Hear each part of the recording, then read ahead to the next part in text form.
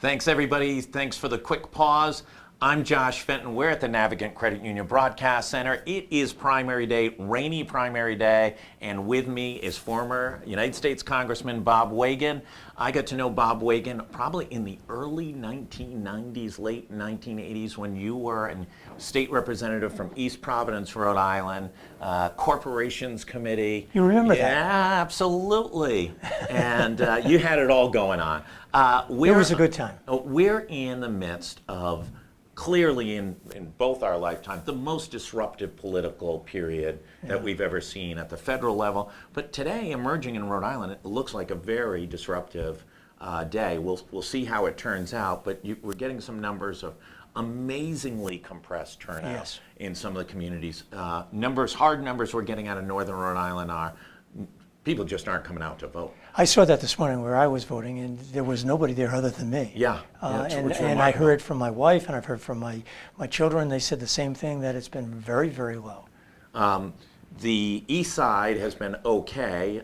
Nathan Bishop Middle School, which is where the beautiful people vote, and they've had a good turnout. There's a lot of contested state senate and city council and representative races. But if you go just a couple blocks over to Martin Luther King Elementary School, which is usually a pretty vibrant voting area, was in the ward that I represented, there was literally not a voter in the building for half an hour.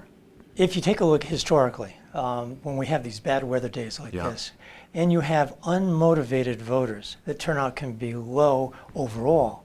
But then within that, there could be a segment of very agitated, angry, motivated voters who come in and have a major impact on the election. And we've seen that. You and I have seen that over the decades. So who does this benefit? We've got a compressed voters. I'm going to go governor's race because I think literally the eyes of the country may be on this race if it turns out to be as close as it could potentially be. Gina Raimondo, governor, first female governor, functionally zero unemployment in the state of Rhode Island, right? Everybody who wants a job can get three of them. Maybe not at the best wage, but they can get them. Absolutely, but full employment. There are cranes in the sky, whether it was the best expenditure of money and who got it, but whatever it is, there's cranes in the sky. And she's got $8 million. She's in a dogfight for a guy that functionally none of us have seen in a decade. Left Rhode Island around 2006 after a tough campaign, failed campaign for United States Senate. He came back in, popped up one, I want to say May Day. He walked in here the day he uttered the words. We had him on. He's run a solid campaign, but hasn't raised any significant and hasn't advertised on the traditional TV, even radio. There's very little whatsoever. Yeah, absolutely. And I think most pundits right now at 3:30 in the afternoon on primary day would bet that this is a toss-up race, and the governor's in a little bit of heat. I heard some internal polling 2 weeks ago within the governor's own folks. This was September 1st, excuse me, and they indicated that it was a 42-38 race. And I was saying to myself, how could it be this close with all the advertisement, all the positive impacts, economic development, as you said, low unemployment rate, all of these things. And you start beginning to analyze, is there a certain kind of bad aura about what the governor has been doing with people? Is it about UHIP? Is it about cooler and warmer? Is it about a certain degree of lack of arrogance with regard to transparency? Are they all very negative? And when we saw this last, I think you all remember 1994. Or 90. 90, but even in 1994, when Bruce Sunland, the incumbent governor, was running against Murth York. Now, Murth had far more money to put into traditional advertising. But what happened in that race was a big surprise. And like Allman upsetting Ron Makeley. Going away. I mean, very few people saw that. One of the highest voter turnout for Republican primaries we've had. Although, you know when the highest one? When was the highest one? Laffey, Chafee, 34,000 to 29,000 in that primary. And in the lieutenant governor's race in 1996, Kerry King against Reggie Centracchio, and it was 55,000 came out in that race. Yet, you mentioned earlier about Mike Levesque and Betty Leonard. Poor Mike Levesque. He had 6,000 votes and she had 7,500 votes. It was the lowest that we've ever It's seen. just unbelievable. I mean, I think there were more people voted in my city council race in Right. 1990 than voted for Mike Levesque statewide in the Republican primary. And in that race, it wasn't a matter of that they dislike Mike No. or they dislike Betty. It was just that there was no motivation to go out because no one really cared. In this race, though, I think that many people are either very upset and they're coming out to as a negative vote against the governor. And Matt Brown has just keyed in on that. It could have been Matt Jones, I think, and they could have done the same kind of Is it thing. an ABG? Is it an anybody but Gina vote? I've heard that a lot from my friends that are dyed-in-the-wool Democratic strong voters all the time, saying, I just am very upset with the way she's handled things. And now, I think her ads have been very good. I hear other friends of mine say they despise them. So you're either on one side or the other. But when I heard this poll 2 weeks ago, 2 days later was the first drop of the negative ad against Matt Brown, right. the black and white. Yep. And I think it was because they recognized that the vote was very, very close in the race, and they needed to go negative. You and I know that there may be 38% for Matt Brown, 42% for her, but there's 20% that's undecided. And the negative advertising impacts those people. Yeah, she's really going after. But I think the worry is, listen, you've known Gina Raimondo. She, as general treasurer for 4 years, was almost a governor level. Right. She oversaw one of the most important pieces of legislation, whether you like it or don't like it, whether she implemented it fairly or didn't. Pension reform was a lightning rod issue. So she was almost governor for 4 years. Then she's been governor for 4 years. Is there a little exhaustion of fatigue of the governor? There could be, but I think they also, many people expected her to be more of a leader on certain kinds of issues. Like it or not, the Pawtucket Red Sox deal hurt her with the building trades and other kinds of businesses and people in Pawtucket and Blackstone Valley. Whether you agree with it or not, it hurt her. Either she should have led to say no, be very firm about it, or say yes and really bring everybody together, which she didn't do. I think the dysfunctionality of the relationship between the two legislative leaders and the governor, Ruggiero, the governor, and Mattiello, that the fact that the three of them could never literally get in a room together any one time and meet with the Pawtucket Red Sox leadership and put forth what the state's best offer was.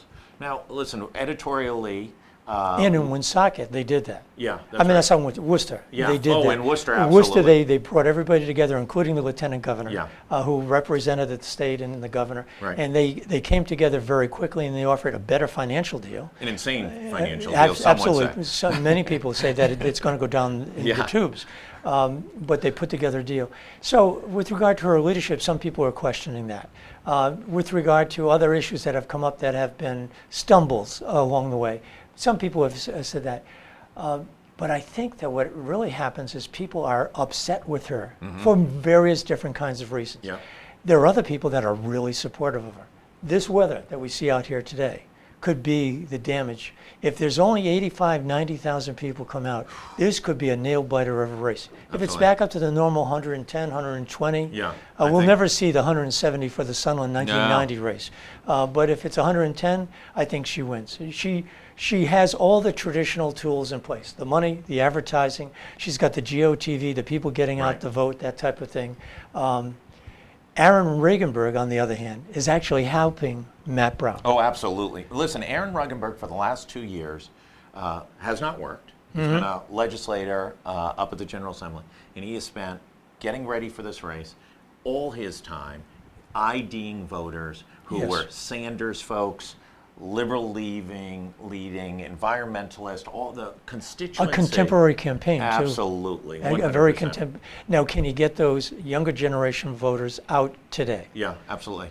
I mean, I don't know the answer, but that's going to be the deciding factor to this race. You know, one thing we were looking at in numbers, Bernie Sanders 2 years ago in the May presidential primary got 63,000 votes. So there's a core of 63,000 that have, are predisposed to vote for a very knowingly progressive candidate. Hillary Clinton and in that race only got 53,000, almost the exact number as Gina Raimondo in the Democratic primary in 2004. With Angel Tavares and Clay Pell. And Clay Pell, where she got about 42% of the vote. So if Reaganburg and to the same degree Brown can capitalize on that 63,000 Sanders voters coming out, it will overwhelmingly take control of the 90 to 100,000 potential Democratic primary voters. Absolutely, and if I'm Dan McKee, even more so than Gina Raimondo right now, I'm extremely worried about the numbers we're seeing coming out of northern Rhode Island. In Blackstone Valley. Yeah, absolutely, which he needed to ring the bell. At 12 noon, only 10% of eligible voters had voted in Cumberland. 1,800 people at 11 a.m. had voted in Pawtucket. They're on pace to do about 5,000 votes versus 8,200 in the gubernatorial in 14. Dan McKee has a strong contingent of people out there working for him and helping him. Remember, he had a big race against Ralph Mollis the last time around. He only got, I think, and 43. Taylor. Right, he only got 43% of the vote in the primary. So he's got a race ahead of him, but he's more mature about it now. He's got his GOTV going. I'm just fascinated by the Reaganburg Brown potential, what they can do with regard to Gina Raimondo. I've never seen a campaign so much like this. We've never seen anything like this in the last 30, 40 years. So for those of us that are out of politics, it's enjoyable to watch. Oh, it's the best. If you're in that position of Gina Raimondo or Matt Brown, you're biting your nails and you're wondering, what else can I do today? Well, I will tell you, I won't say who I had. I had a spirited conversation last week with a high-ranking member of the Raimondo administration who was complaining about a couple of articles, and I said, and he was complaining that I didn't want to see Governor Raimondo reelected. I said, absolutely not. I said, Governor Raimondo is a lot like Buddy Cianci, very divisive. You put Raimondo in the headline, just like you put Buddy Cianci in before he passed away.